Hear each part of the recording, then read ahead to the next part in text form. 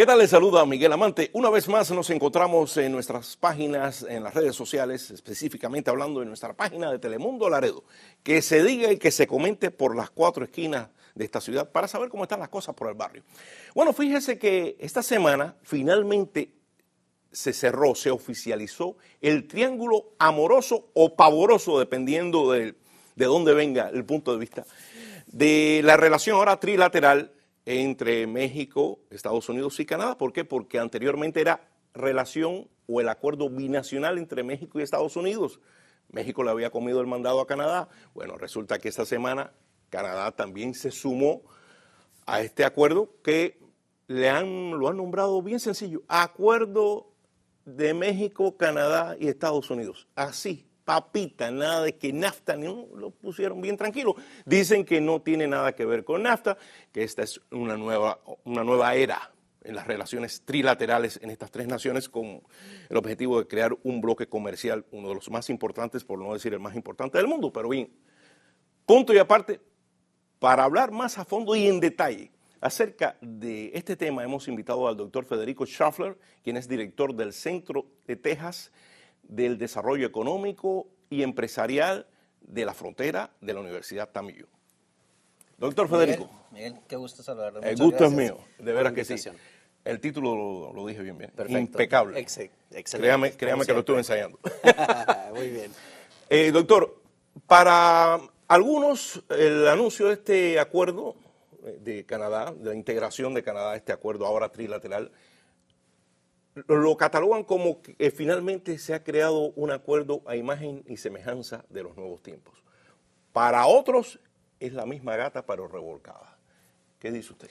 Siento que de alguna manera el oficializar nuevamente esta versión 2.0 de NAFTA, aunque se llame ahora como se llame, United States, Mexico, Canada Agreement, es importante y bueno para la economía y la competitividad de Norteamérica, y muy en particular para la de nosotros en la frontera. El hecho de que a final de cuentas se hayan logrado avanzar en algunas cosas que estaban en discusión entre los 3 países y que era lo que había mantenido a Canadá un poquito reticente de entrar hasta última hora, como decimos, 11:45, literalmente. O sea, eso es bueno, es una buena señal, porque a final de cuentas los 3 países juntos representan una 1/4 parte del Producto Interno Bruto del mundo. Y la competitividad de los 3 países sumados, o sea, puede hacerle frente a otros bloques comerciales, como puede ser la Unión Europea o como puede ser en el caso de China. Pero bien, a nivel local, a nivel de Laredo, ¿cómo Laredo se beneficia de este nuevo acuerdo trilateral? ¿Cómo lo vamos a ver, discúlpeme, reflejado en nuestra calidad de vida, en nuestros ingresos, en nuestras posibilidades de empleo, en nuestras calles? Bueno, de alguna manera vamos a continuar como estaban. Lo mencionaba usted hace un ratito, que la misma gata nada más revolcada. En este caso no fue solo revolcada, fue bien peinada y con gel y perfumada y todo. O sea, se compusieron algunas cosas o se renegociaron que ya era urgente que NAFTA, el Telecán, tuviera actualizado, como es la cuestión de derechos de propiedad intelectual, como es la cuestión de energía, como es la cuestión de del e-commerce, del comercio, cosas que no existían hace 24 años cuando se negoció originalmente.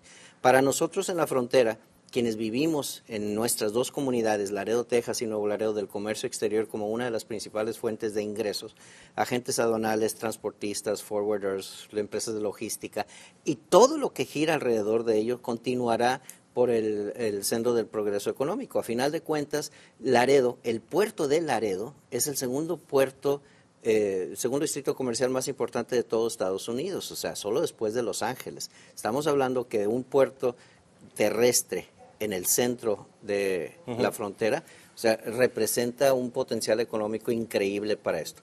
Y este recurso que se queda aquí por pagos de peajes en los puentes, por pagos de impuestos, por salarios devengados por los trabajadores, ya sea empleados de agencias aduanales o de transporte o choferes, y todas las empresas que reciben de una manera indirecta el impacto de eso, seguirá fortaleciendo la economía de los 2 Laredos. En el caso de Nuevo Laredo, el recurso que dejan los peajes en el puente del comercio mundial y la manera en que tiene la estructura financiera de la ciudad, le representa uno de los presupuestos más altos de toda la República Mexicana. Para Laredo, Texas, el ingreso de los puentes, tanto el puente de comercio mundial como el puente Solidaridad, el puente de Colombia, también le representa una buena parte del presupuesto de la ciudad de Laredo. Entonces, esto a final de cuentas, el no haberse dañado y sí haberse afinado, va a permitir que continúe la prestación de servicios que distingue a los dos Laredos a nivel internacional y que haya por lo menos la seguridad de que no va a haber ninguna pérdida de empleos. ¿Y no le resulta paradójico que a pesar de ser Laredo el puente terrestre internacional aquí a los Estados Unidos más importante, Laredo continúe siendo una de las ciudades más pobres del país? Definitivo. O sea, es una de las cosas que nosotros hemos tratado de estudiar y de entender. ¿A quién le cargamos ¿A quién le cargamos eso? Salarios bajos, ese es el principal. O sea, hay un desempleo muy bajo, pero los salarios son bajos en comparación con otros lugares. Eso, por ende, representa un diferencial económico que representa una tercera parte de la población. El alcalde también dijo, si me permite, dijo que él también responsabilizaba de esa situación a la cantidad de inmigrantes indocumentados que hay en Laredo. Eso es difícil de poder constatar de alguna manera, pero en un momento dado lo que sí podemos ver es lo que está en las cifras oficiales del Buró del Censo y de algunas otras instancias del gobierno que llevan ese registro. O sea, el saber cuántas personas indocumentadas hay trabajando en Laredo, por ejemplo, es muy difícil. Quizás el mayor pueda estimarlo porque pueda tener alguna otra información, pero lo que yo sí puedo decir que es en función a los datos duros que nosotros manejamos en la universidad, es que la importancia de este sector de la economía, como es el comercio exterior, para Laredo es muy importante. El que haya una inequidad en la distribución de ingresos no es privativo nada más de Laredo. O sea, eso es un mal endémico de todos Estados Unidos e incluso del mundo. O sea, pero vivimos en Laredo, Federico. Sí. Discúlpeme, doctor, vivimos en Laredo. A mí no me interesa Nueva York, yo estoy aquí en Laredo. No, estoy de acuerdo, pero lo que digo es, no somos nada más nosotros, no es un consuelo de tontos decir, es que en otros lados están peores que nosotros. O sea, a lo que voy es que esta distribución inequitativa de los recursos, del dinero que hay en el mundo, o sea, tiene consecuencias tangibles para las personas, como en el caso de los dos Laredos que batallan para en un momento dado poder salir adelante, aun y cuando hay empleo, porque la tasa de desempleo es de las más bajas también. Sí, paradójicamente, es de las más bajas. Es una de las paradojas de la economía. Increíble, de la economía local sobre todo. El hecho de que como nuevo ingrediente de este acuerdo trilateral aparezca el hecho de que para permitir la entrada de automóviles ensamblados en otros países, México, a los Estados Unidos, van a exigir que el 45% de los componentes o del ensamblaje haya sido hecho por trabajadores que ganen $16 la hora. ¿Usted cree eso como una quimera en clave mexicana? ¿Usted considera que sí van a pagarle en México $16 la hora a los mecánicos y a los trabajadores de las plantas ensambladoras? Sí, de hecho, recientemente, la semana pasada, estuve en un congreso en Vancouver, de Norteamérica, y ese punto salió, por cierto, que bien que lo menciona usted. México en este momento, las armadoras de autos, el 80% ya tienen cubierto eso. O sea, era una de las cosas, es decir, ¿cómo va México en un momento dado a poder subir los sueldos a $16 por hora? ¿Y quién va a ser? ¿El sueldo del CEO con el sueldo de los obreros promediado? O sea, son cosas que habrá que ver la letra chiquita del acuerdo. Pero en este momento, según nos dijeron ahí, el 80% de las armadoras en México ya tiene ese promedio de salarios. El 20% restante van a tener 2 años. Se estima que ese 20% que resta, alrededor de un 12% sí vaya a poder, porque no es tanto el diferencial. Tenemos que considerar que sí es atractiva la industria en México por los precios, por los salarios, aunque ahora ya siendo México durante mucho tiempo el país más atractivo para la inversión extranjera por los bajos salarios, pero ahora China se los lleva de calle. O sea, México ya no es del menor salario. Entonces, si pensamos que en 2 años podremos llegar al 92% de la producción de autos de México con los $16 por hora, eso está muy bien. Porque el otro 8% que se calcula que difícilmente pudiera hacerlo, ahí se comentaba que las opciones que tienen en un momento dado es reasignar producción a otros lugares o de plano descontinuar ciertas líneas de autos. Y hará, si me permite, hará que las empresas que querían trasladar sus plantas a México para aprovechar los bajos salarios, lo van a pensar 2 veces. Sí, no, de hecho eso ya se ha visto en la economía nacional. O sea, las grandes inversiones en armadoras de autos están ahí. Hubo un momento en que dijeron, oye, si le suben un arancel muy alto y que ya no es económicamente redituable exportar vehículos, dice, las compañías van a vender sus plantas. ¿Y qué va a pasar? Que las armadoras europeas que no están en México van a venir y van a decir, oye, aquí está toda una planta ya establecida, ya hecha, con gente en la comunidad que tiene el expertise para poder trabajar, y las Mercedes-Benz y las Ferraris y esas grandes compañías podrían llegar a comprar esas armadoras si se cerraran. Ahorita no es muy factible. No es factible. Ahora, en términos de ganadores y perdedores, algunos analistas consideran que el ganador aquí ha sido Donald Trump. Bueno, de hecho, el NAFTA requería ya de manera urgente una renegociación. ¿Y por qué no se había hecho? Por la comodidad. O sea, la comodidad de ambos, de los tres gobiernos. Tres gobiernos. Las cosas estaban funcionando y como dicen, if something's working, don't fix it. Don't It's fix not it. broken, bueno, estaba roto. Sí, pero seguía funcionando. Y de hecho, una de las opciones era que si no se hubiera llegado a este acuerdo, seguía en vigor el NAFTA original. Ahora ya van a cambiar las cosas. Tiene que ser un win-win-win, pero lo que yo he visto y lo que he escuchado tanto de México como de los canadienses, porque los canadienses fueron los que a último estaban muy reticentes La pensaron. Pero negociaron.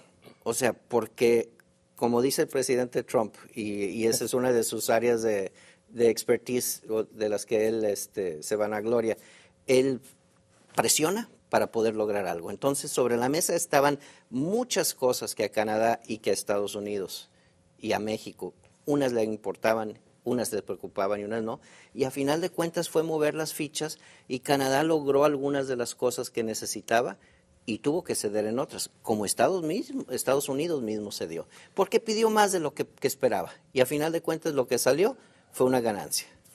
Carlos Slim fue el que dijo que Donald Trump no era Terminator, era negotiator. Sí.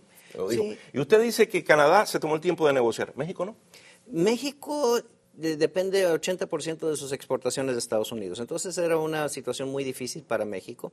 México presentó un frente sólido entre la administración del presidente Peña Nieto y la nueva administración de Andrés Manuel López Obrador. Se dieron cuenta y hablaron de que lo más importante para el país no era cuestionar, no era sino llegar a un acuerdo que garantizara que la economía fuera estable. El presidente Peña Nieto necesitaba una victoria antes de salir, la va a tener. El presidente electo López Obrador en un momento dado podía, si algo no funciona, dice, fue el otro, yo no fui, pero en este momento se pusieron de acuerdo, trabajaron juntos y lograron algo. Dieron los pasos necesarios, porque tenemos que tomar en cuenta que originalmente las controversias entre México y Estados Unidos eran más fuertes que la de Estados Unidos con Canadá. Correcto. Estados Unidos y Canadá tenían ciertos puntos, que era lo de la leche, que era lo de el acceso lácteos, sí. Algunas cosas y dirimir diferencias bajo arbitrio, ¿no? Entonces México tenía muchas más cosas. Entonces el haberse sentado resolvieron muchos puntos. Ahora, habrá que ver a final de cuentas ese documento de miles de páginas que tengo entendido que es el acuerdo con todos sus anexos y compararlo con el TPP, ahora es CTTPP, porque ahí se habían resuelto ya muchas cosas. Lo que yo he estado enterándome en estos días es que este acuerdo nuevo supera en varias cosas y da 2 pasos adelante al TPP. ¿Cuál es el TPP? Era el acuerdo que el primer día de gobierno del presidente Trump se retiró, que después de haberlo negociado. El Trans-Pacific Partnership, sí. Partnership, exacto. Sí, que entonces, ese a final de cuentas, México y Canadá permanecen ahí. Entonces, estaba muy interesante y el hecho de que se resolviera esto dando 2 pasos adelante sirve para ejemplo para futuros acuerdos. Ahora, tengo entendido ya para finalizar, nos quedan 2 minutos, continúa, a pesar de que se llegó a este acuerdo, continúan las tarifas que impuso el gobierno Trump al acero y al aluminio. Sí, así es. Esas no se han no se han retirado. No se han retirado. No se han retirado. Ese, de alguna manera, viene a ser como una ficha muy fuerte en la negociación, porque tenemos que tomar en cuenta, hubo un entendimiento entre los 3 países, se firmó, como quien dice, la carta de intención, no se va a firmar el día 30 de noviembre, pero todavía falta que pase por 6 cámaras. Exacto. Entonces, ahí va a ser lo interesante. Y el tratado se firmó, o se va a firmar, de ser aprobado, a 16 años, y cada 6 años se va a renegociar. Así es. ¿Correcto? Ajá. Y que fue una de las cosas que tanto Canadá como México no quería. Estados Unidos quería que fuera 5 años y volver, y entonces se negoció, se acordó que fueran 6 años, y luego después se va a estar cada 5 años revalidando el acuerdo. ¿Cree usted que ya, la última pregunta, el crédito de la parte mexicana se lo lleva el nuevo presidente Andrés Manuel López Obrador por la forma en que manejó esta situación? Yo creo que no, yo creo que es un crédito compartido. La negociación en sustancia fue del equipo de Peña Nieto, que es Videgaray, Delfonso Guajardo y todos ellos, y luego se incorporó, pero como un elemento más para reforzar el equipo, como una persona con experiencia y visión. Entonces, no tanto es como que se lleva la estrellita López Obrador o Peña Nieto. Yo creo que se avanzó tanto y López Obrador se dio cuenta que lo que estaban haciendo era lo correcto y vino y aportó. Entonces, a final de cuentas, el mero hecho de que 2 gobiernos de ideologías diferentes se hayan puesto de acuerdo para negociar algo para beneficio de México, yo creo que es importante verlo. Y yo creo que Estados Unidos lo vio también y Canadá también. A final de cuentas, esto debe ser ganar, ganar, ganar. Ganar, ganar, ganar. Y ya, ahora sí lo prometo, 15 segundos. Si al final los senados y los congresistas dicen no hay tratado, ¿qué pasa? ¿Qué pasa con Laredo? Regresamos al NAFTA original y entonces seguimos igual. Doctor Federico Schaffner, me dio muchísimo gusto conversar con usted. Gracias, igualmente. Y gracias por aceptar nuestra invitación. Encantado, a sus órdenes siempre y saludos a toda su audiencia. Que se repita. Muchísimas gracias. Bueno, y gracias a usted por habernos acompañado, como siempre lo hace todo el tiempo durante nuestra entrevista. Recuerde que lo espero próximamente aquí en nuestra página de Telemundo Laredo para, como siempre hacemos, discutir y debatir los temas que de verdad le interesan a los laredenses de a pie, a los que todos los días salen a ganarse el pan, las tortillas y los frijoles con el sudor de su frente y no con el sudor del de enfrente. Soy Miguel Amante, nos vemos pronto, no me falle.